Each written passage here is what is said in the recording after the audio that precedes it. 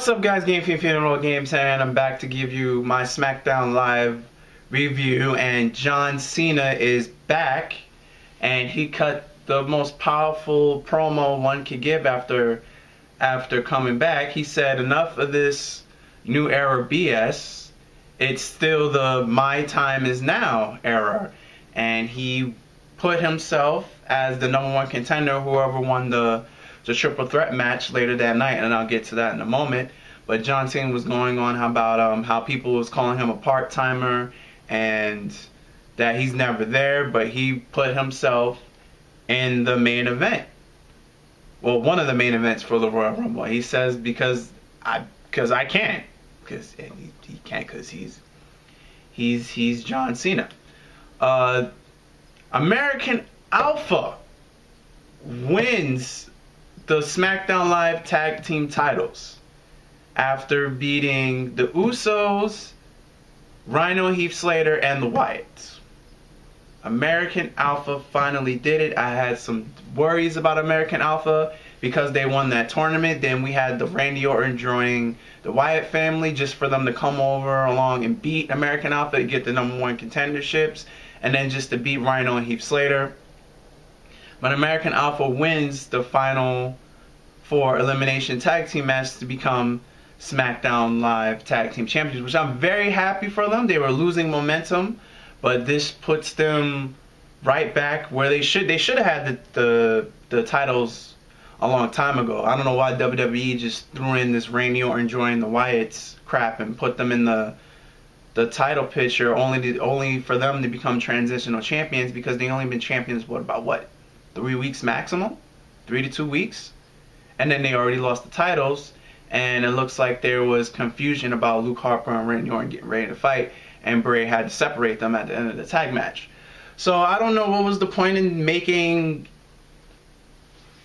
the Wyatts transitional champions. If anything, it hurts the Wyatts the most. I mean, Randy Orton can always recover because he is a 12-time WWE champion, and I think an 8-time tag champion now. I think that gave him 8 or 7.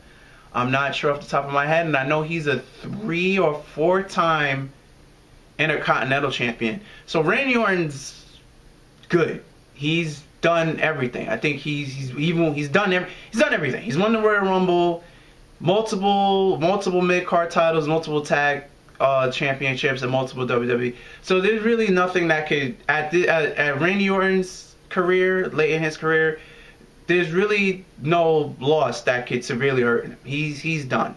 There's nothing that hurt him. But when it comes to the Wyatts, why would you do this to Bray?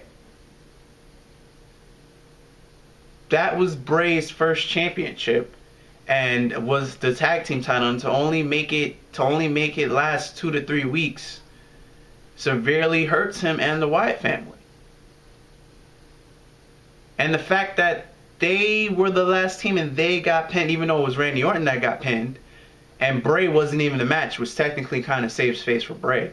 Luckily, Bray was in the match, but they were the last tag team pinned, and so they lost. It wasn't like they got eliminated, but even though that would even hurt them more if they would be the last tag team, but still, they lost.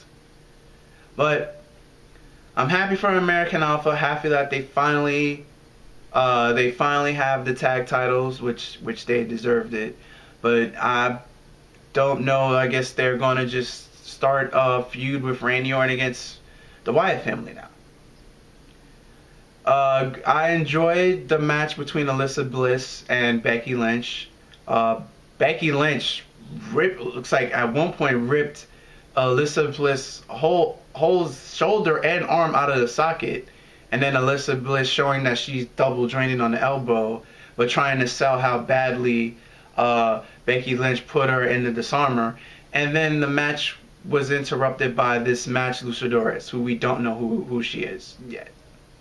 Because obviously it wasn't Becky Lynch from last week, because Becky Lynch was in the match. So I guess we'll find out in next week's match, but Alexa Bliss retains, and the bad charisma or promo Alexa Bliss saying was either Sasha Banks or Nia Jax, which one, this mysterious person was too big to be Sasha Banks, and was way too small to be Nia Jax. So yeah, don't know what Alyssa Bliss was thinking there, but that's that. And we had a fucking fantastic triple threat match between Baron Corbin, AJ Styles, and Dolph Ziggler. Baron Corbin looked strong throughout the majority of the match, and it took AJ and Dolph Ziggler to lay Baron Corbin out on the announcement table, both of them to jump on the apron and to jump on Baron Corbin to put them through the announcement table. And it also took an end of days and a zigzag to put Baron Corbin down once and for all, but just for AJ Styles to come in and retain the title. And now the match is one of the main events for Royal Rumble is set. It is AJ Styles versus John Cena for the WWE title at Royal Rumble. And will John Cena become a 16-time champion? Who knows? So it's the champ that runs the camp versus the face that runs the place. And what a year it's been for AJ Styles. A lot of people saying this has been AJ Styles. This has been the first year, the best first year for anyone in the history of ever in the WWE. I kind of put that up there with Alberto Del Rio. Alberto Del Rio had a great first year too, because I think he won his first 365 days because Alberto Del Rio didn't start in January. AJ just happened to start at the Royal Rumble. But in Alberto Del Rio's first 365 days, he went on to win the Royal Rumble, the biggest Royal Rumble at that, and become champion at the end of his first year. So I think he's in comp with Alberto Del Rio, who had an outstanding first year when he was in the WWE as well. But AJ's come a long way. This man couldn't cut a promo to save his life, and he has good promos now in WWE, which is magical, because this man couldn't cut a promo for shit in TNA, and he was the top guy in TNA for 10 years. And for him to go over in Japan, do big things in Japan, and then to come here and start cutting decent promos, it's really fucking fantastic. But AJ has had an extraordinary year in WWE. Now it all starts in 2017. He has to go against the man who's been the face of the company for the past 13, 14 years, John Cena. And he's already beaten John Cena 3 times. So will he beat John Cena 4 times? I don't know. That's something we're going to have to wait and find out. But that's going to wrap this up for this quick review of Smackdown Live.